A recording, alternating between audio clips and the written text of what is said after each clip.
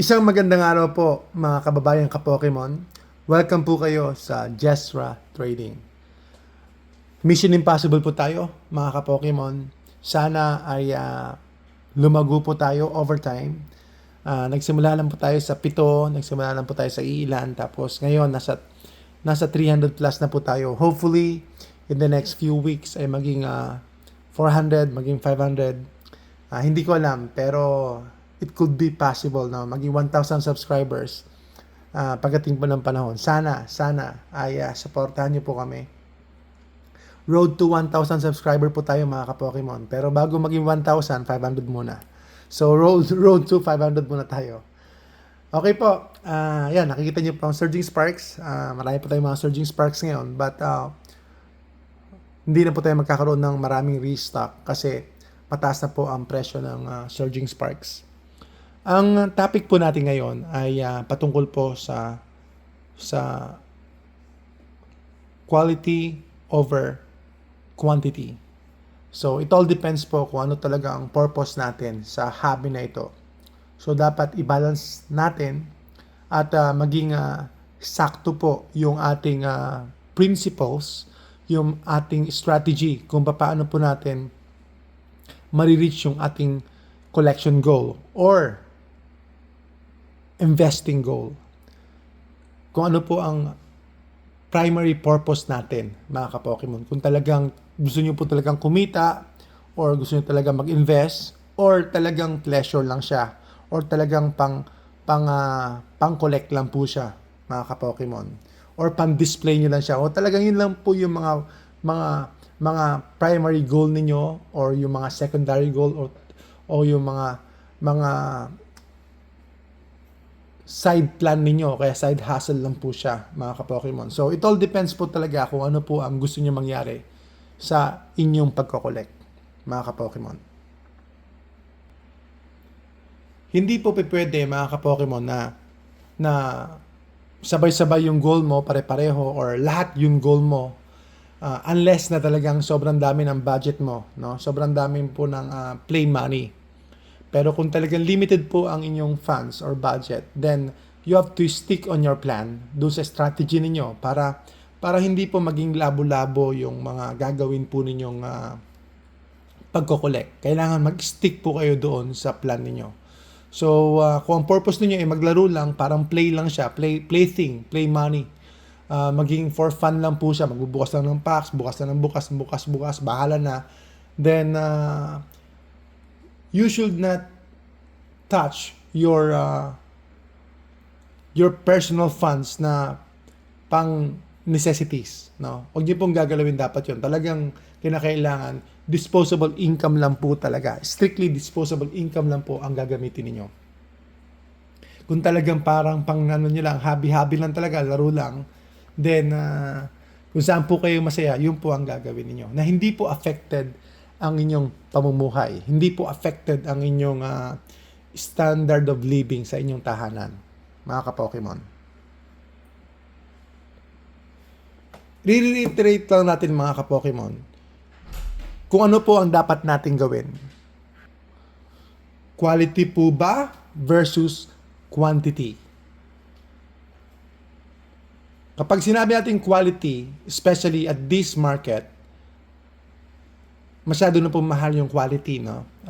Yan po yung Evolving Skies, sabihin natin yung mga Pokemon Centers, ETB, tapos yung mga items po or mga sets po na nag-multiply na po ang presyo. Pero kung limited po ang funds natin at ang primary purpose natin or goal natin, mga ka-Pokemon, ay mag-appreciate po at mag-multiply po, mag-certain 3x, 4x yung ating capital or yung puhunan natin, then we should stick with quantity. We should stick with quantity. So, mas marami. Kailangan, mas marami po ang dapat nating mabili kaysa quality.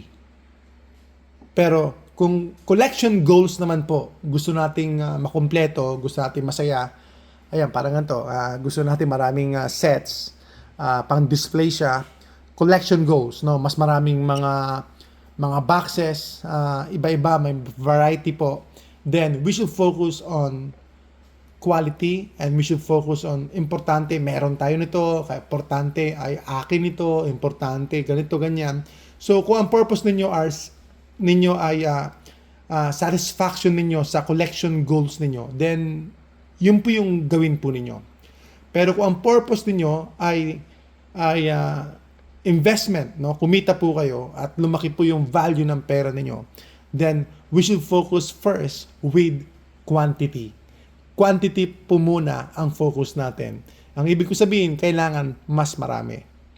Mas marami po at syempre, very important po yung entry price po natin.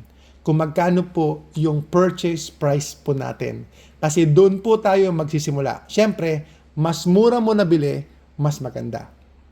Mas mura mo nabili, mas maganda. Kasi po, pag collection po pinag-uusapan, kahit gaano pa kamahal yan, kung kailangan mong bilhin yon to be part of, to finish or to complete your collection, bibilin mo po yon. Kasi, yun ang goal mo. Yung collection po na dapat mong makompleto, mabuo. Andun yung satisfaction mo, andun yung pleasure mo, andun yung fun side sa'yo ng hobby na ito. So, alamin niyo po kung ano po talaga ang goal ninyo. Tapos, maging strict po yung estratehiya ninyo. Kasi ako hanggang ngayon, personally, no, hindi pa rin po ako ganun ka-strict sa aking goal. So, kailangan ko pa rin i-set aside yung mga side ideas ko when it comes to my collection goals. So, mas maganda po talaga na solid po yung ating desisyon, yung ating goal, solid po yung ating strategies na nag-i-stick lang po tayo doon kung ano po talaga ang gusto nyo mangyari sa inyong pagko-collect. Quality over quantity. Halimbawa po, para mabilis lang po tayo, mga ka-Pokemon. Okay, tabi mo natin itong sleeves na ito. Ang sleeves na ito ay nasa 400 po ito. Surging Sparks. Parang ito po, hindi po masyadong pinapansin natin. Pero ako, nag-accumulate po ako ng Terrapagus. Sabihin na natin na this is 7,500. Ito po ay 7,500 mga ka-Pokemon. Tapos, yung isa naman, ito naman po, sabihin na natin 14,000. Ano po ang bibili ninyo? As a collector, bibili mo ito syempre. As a collector, bibilin mo ito. Syempre, 151 po ito. Pero kung ang purpose ninyo ay mag-invest, ang purpose ninyo ay kumita, then kung ako tatanungin ninyo, ito bibilin ko. So, ako po ay bumibili ng ganito. At kung may mura po ako makita, mura po tayo mabili, may pagkakataon po ako, bibili pa po ako ng mas marami. So, I will focus on quantity rather than quality. So, right now, mas okay po ito when it comes to quality, no? Pero, hindi po yun ang purpose ko. Ang purpose ko po ay kumita at nagko-collect ako. So, primary goal ko ay kumita muna. Ang primary goal ko ay mag-appreciate yung pera ko. Madoble yung pera ko, mag 2x, 3x, 4x, 5x. Hopefully in the future. Not in the short term, but in the long term, mga ka-Pokemon. So, ulitin ko lang po. Siguro narinig nyo na ako magpaliwanag nito. Mas mabilis po magdoble yung pera natin dito po. Mas mabilis po magdoble yung pera natin dito kaysa dito. Mas mabilis mag-triple yung pera natin dito kaysa dito. Mas mabilis mag-4 na beses dito kaysa dito. Kung ang pag-uusapan natin, marahil ay quantity. Ayan, quantity over quality. Pero, siyempre, merong sometimes, no, merong exemptions to the rule. Tulad po ng Evolving Skies kasi may quality siya pero depende nga po kung kailan ka papasok. Depende po talaga kung ano po yung mga gagawin mong strategy. Pero right now po ako tatanungin, mas bibili ako ng mas maraming ganito. So ano lang po mga ka-Pokemon, marami pong factors. Hindi po to linear. Marami pong factors na nakaka-affect. So number one na factor na nakaka-affect dito, it's the decision of the company. kung ano ang gagawin ng company, sila ang magpapataas ng value ng kanilang product. Hindi po tayo actually. Generally tayo bilang mga consumers, pero as an individual, wala po tayong karapatan. But for the company, sila po ang may karapatan mag-reprint, sila po ang may karapatan magpaganda ng set, sila po ang may karapatan gawing rare yung mga cards, sila po ang may kapangyarihan lahat noon. Hindi po tayo. But generally speaking, ako po ay mag-focus sa quantity over quality. Kasi mas mauuna po mag 2x ang pera ko kung ngayon po ako bibili ng ganito. Kung ito po ay 14,000, I need another 14,000 to 2x para maging doble po yung pera natin. Pero dito, kung 7,500,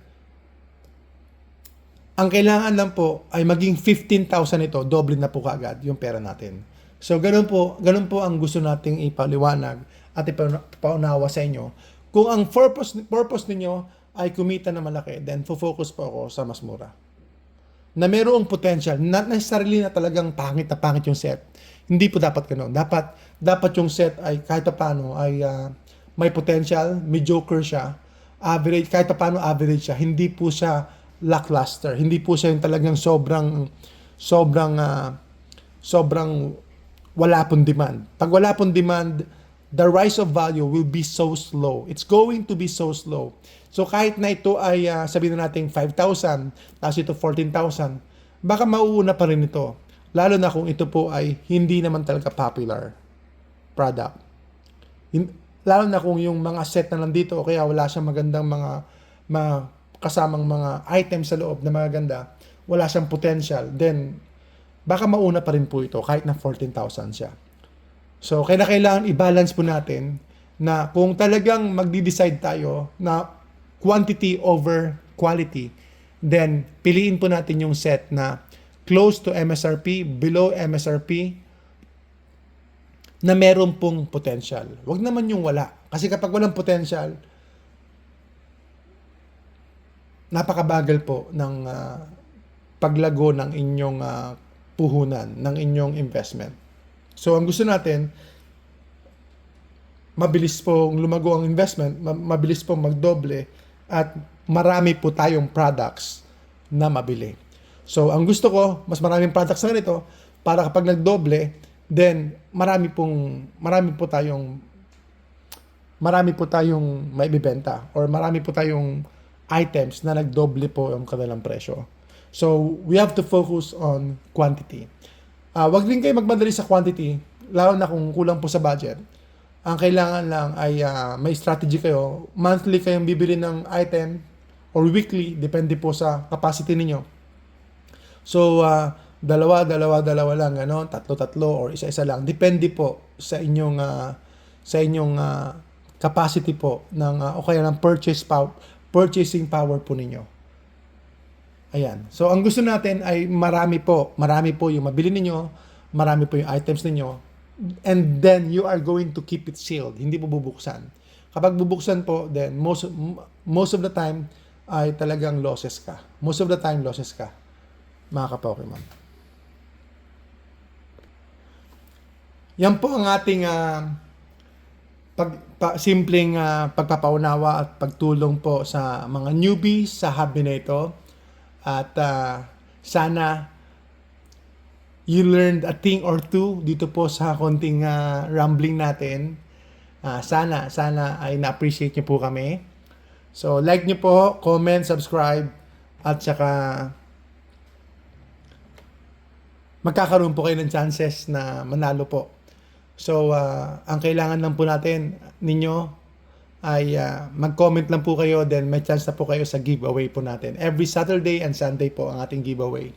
Kaya mga ka-Pokemon, isang magandang araw po sa inyong lahat. Nawa, patuloy po kayong pagpalain at gabayan ng ating pong may kapal.